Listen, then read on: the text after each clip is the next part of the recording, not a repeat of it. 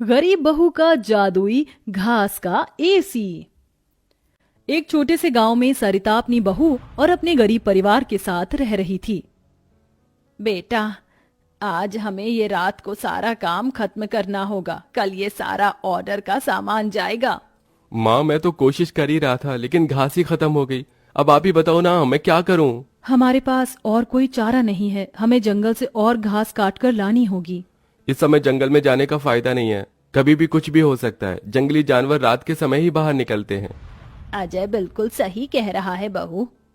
अरे माँ जी, हम दो लोग अगर जाएंगे तो कोई जानवर पास नहीं आएगा, और फिर इतनी जल्दी कोई जानवर हमला नहीं करता। हमें ये ऑर्डर कल देना है, आप ये भी तो सोचिए।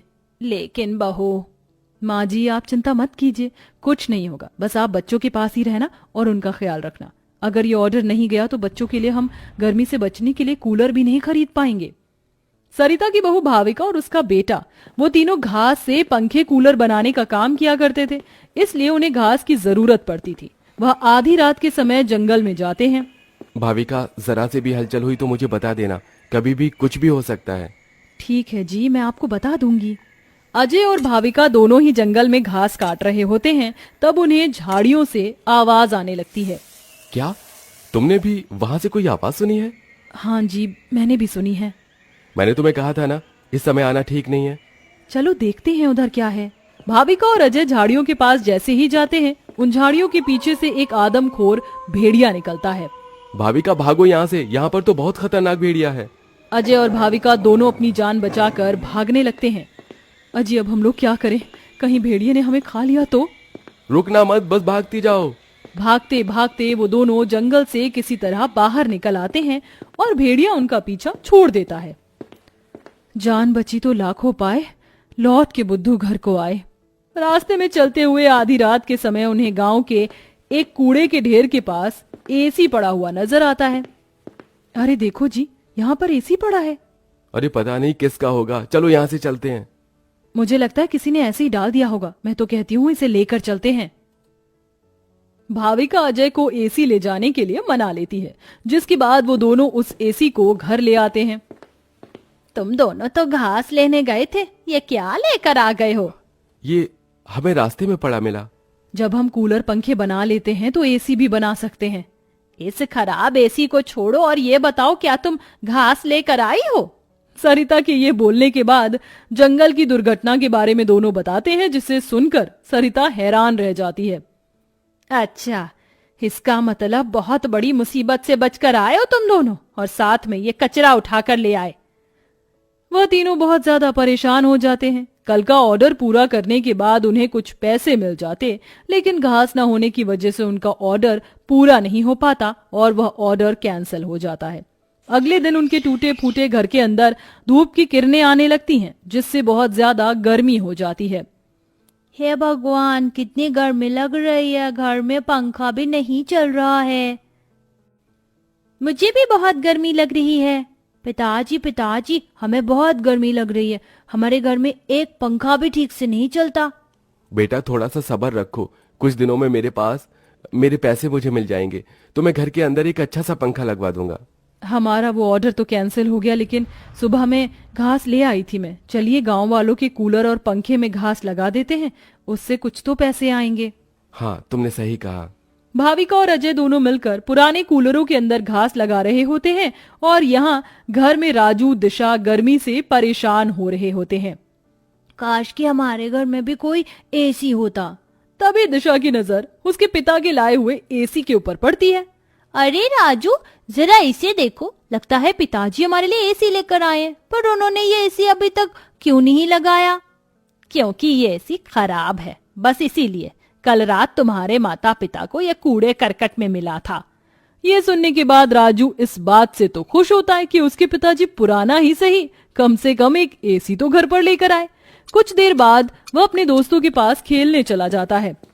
ढोलू ढोलू, कहाँ हो तुम? चलो खेलते हैं। आज मैं नहीं आ सकता, बहुत गर्मी है, और इतनी गर्मी में मेरा मन नहीं कर रहा है आने का, क्योंकि मेरे घर के अंदर एसी लगा हुआ है। मैं उसकी ठंडी हवा में ही बैठना चाहता हूँ। क्या कहा? तुम्हारे घर के अंदर भी एसी है? हाँ, और हमारा एसी बहुत अच्छा चलता है, बहुत ठंडा कर देता है घर को। राजू यह सुनकर बहुत खुश होता है। वह वापस अपने घर पर आता है और अपने पिता से कहता है, पिताजी पिताजी मेरे लिए एसी ठीक कर दीजिए, बहुत गर्मी होती है घर के अंदर, मेरे सभी दोस्तों के पास एसी है। राजू बेटा, मैं एसी ठीक करने वाला नहीं हूँ। कहीं मुझसे एसी खराब हो गया तो ज्यादा पैसे चले जाएंगे उसे ठीक करवाने में। अरे पिताजी आप तो एक्सपर्ट हो, आपको तो सब कुछ आता है, आप एसी को भी ठीक कर दोगे मुझे पता है।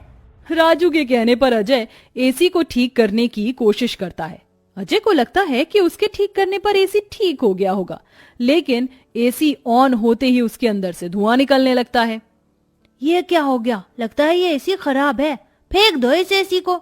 राजू गुस्से में ऐसा कहकर चला जाता है, जिसके बाद उसे इस तरह देखने से उसके दोनों माता पिता परेशान हो जाते हैं। हमें हमारे बेटे के लिए एक एसी तो बनाना चाहिए। भाविका और अजय दोनों अब सारे काम छोड़कर उस एसी को ठीक करने में ही लग जाते हैं। वह उसकी ठंडी हवा खाने के लिए उसके चारों तरफ हरी घास लगा देते हैं, जिससे कि उस एसी की हवा और भी ज्यादा ठंडी हो जाए। चलो अब एसी तैयार है, इसे चलाकर देखते हैं। भाविका जैसे ही घास का एसी चलाती है, अचानक से उस एसी के आंख नाक मुंह बन जाते हैं। क्या बात है, तुमने तो मुझे बिल्कुल नए जैसा बना दिया है, लेकिन समझ नहीं आ रहा कि तुमने मेरे ऊपर ये घास क्यों लगाई है। एसी को बात करते हुए देख वो सभी डर जाते हैं। अरे हाँ सॉरी, मुझे माफ करना, मैं अपने आप को इंट्रोड्यूस करना भूल गया। मैं एक जादुई एसी हूँ, मेरे पास परी लोक की शक्तियां हैं, मैं गरीबों की मदद करता हूँ और तुम्हें मेरी बहुत ज्यादा जरूरत थी, लेकिन मैं खराब होने की वजह से अपनी शक्तियां इस्तेमाल नहीं कर सकता था। तुमने मुझे ठीक कर दिया, उसके लिए तुम्हारा बहुत बहुत शुक्रिया। माँ पिताजी देखो, ये एसी तो बात भी करता है। हाँ, तुमने बिल्कुल सही कहा, ये तो कोई जादुई एसी है। तुमने बिल्कुल सही कहा, मैं हूँ एक जादुई एसी, बल्कि अब मैं हूँ एक घास का जादुई एसी और मुझे तुमने बनाया है। ये घास का जादुई एसी चलता भी है या फिर बस बातें ही करता है? तभी जादुई एसी के अंदर से ठंडी ठंडी हवाओं के साथ घास के बने हुए एसी निकलने लगते हैं। अरे वाह, इसकी ठंडी हवाओं के साथ इसके अंदर से तो घास के बने एसी भी निकल रहे हैं।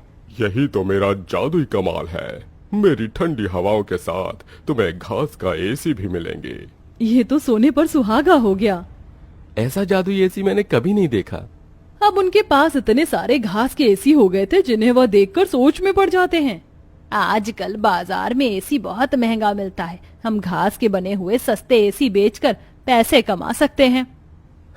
सही कहा माँ आपने, पर क्या लोग घास के बने एसी खरीदना चाहेंगे? सरिता यह सुनकर थोड़ी देर चुप हो जाती है।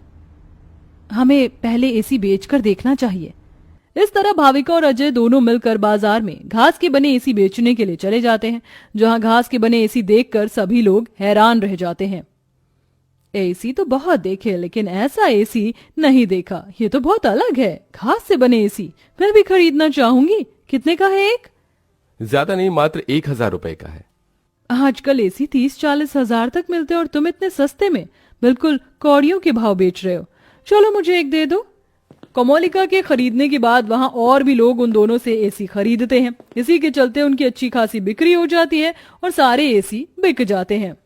आज का ये आखिरी एसी बचा है, इसे मैं अपने घर में लगाऊंगा।